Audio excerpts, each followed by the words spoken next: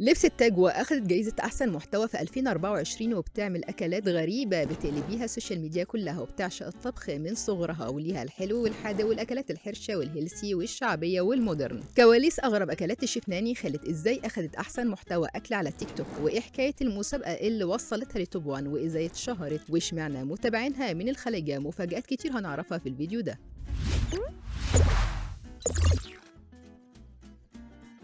لبست تاج وكانت بتعيط وبتدعي ليل نهار تكسب في مسابقة التيك توك وبتعمل أكلات غريبة وبتتكلم خليجي وعلشان كده نص متابعينها خلايجة. كلامنا هنا عن الشيف ناني خالد صاحبة أشهر الأكلات اللي بتعمل بروباجندا والكل بيبقى عايز يعرف سر الخلطة والوصفة اللي بتقدمها. شهرتها وصلت للعالمية ومتابعينها من الخليجة ومن كل حتة في مصر والوطن العربي. ناني اسكندرانية وبنت بلد ومفيش أكلة صعبة عليها وبتعمل صواني وولايم في بيتها ومفيش مرة ما عملتش أكل يكفي بال10 وال20 فرد وبميزانية على قد الإيد. بتطلع بلوك خاص بيها ولازم تلبس عبايات ولفة طرحتها شبه الخلايجة ويعتبر نص متابعينها وداعمينها من الخليج سواء السعودية أو البحرين أو الكويت. دخلت مسابقة التيك توك كأحسن محتوى في 2024 وقدمت فيها وفضلت تقدم اختراعات لأكلاتها وتطلع لايف من صفحتها وتطلب من متابعينها يصوتوا ليها ويدعموها لحد ما وصلت لتوب 1 على التيك توك. وهنا نقطة التحول في حياة ناني خالد. وكانت عايشة أجواء من التوتر والقلق وكانت هي فريق العمل نفسها بدعم من أولادها وإخواتها وفضلوا وراها وبيدعموها. وده غير إنها كانت بتطلع وصوتها رايح خلال الأيام اللي فاتت بسبب المسابقة لحد ما ظهرت من كام ساعة وكانت 2025 وش السعادة عليها ونجحت وأخدت التوب وأخدت جايزة أحسن محتوى في 2024 ولبسوها التاج واتنططت هي وأولادها من الفرحة وشكل الزهر لعب معاها وصفحتها زادت بعد المسابقة بأعداد كتير واتعرفت واتشهرت بشكل واسع. ناني أول ما ظهرت على السوشيال ميديا كانت بتتكسف جدا تقول كلمتين على بعض لحد ما بقت من أشهر صانعي محتوى للأكل على التيك توك واليوتيوب. وأما بقى عن أكلات وتركات الشيف ناني اللي متابعينها بيستنوها كل يوم عن اليوم اللي قبله فهي كتير قوي سواء حرشة أو خليجية أو شعبية أو بتاعة الأغنياء لدرجة إنها فاجأت متابعينها إننا ممكن نستغنى عن الرز الصيادية مع السمك وعملتها بالكبسة السعودي مع الروبيان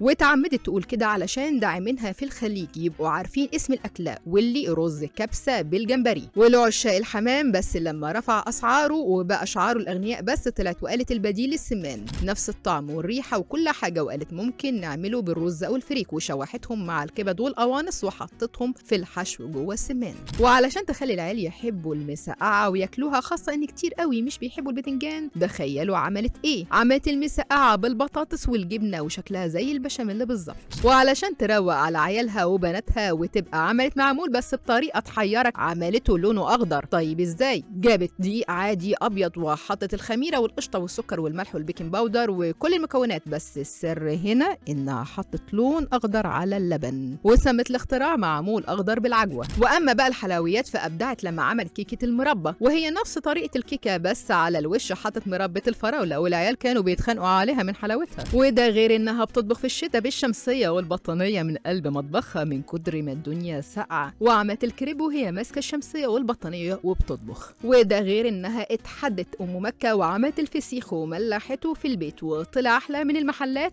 ومن الفسيخ الجاهز. وده غير طبعا الاكلات الهيلثي اللي بتعملها علشان تشجع متابعينها انهم يعملوا دايت فعملت خبز الشوفان واللي كان من مكون واحد شوفان ولبن وسكر وملح وطلع احلى من بتاع بره وتقدر ست البيت تخزنه وتاكل منه بدل البلدي. والعشاق الشوكولاته والسكريات بس علشان يخشوا عملت ليهم بسكوت الشوفان واللي كان عباره عن شوفان وكاكاو خام ومن غير سكر ولا زبده ولا بيض ولا اي حاجه تزود السعرات الحراريه وطلع ولا اروع. وعلشان كده وبسبب محتواها واللي متابعين وداعمين كتير شايفين انها من اكتر الناس اللي تستحق اللقب توب 1 على تيك توك. وساعتها المتابعين قعدوا يقولوا ده بسبب تعبك وشقاكي سنين وسنين من 2017 عشان توصلي لهدفك والفيديو بتاعتك داخله على 200 ألف متابع. يا ترى انت من متابعي الشيف ناني خالد وتفتكروا بعد المسابقه دي هتكون الجايزه عباره عن ايه؟ شاركونا في التعليقات.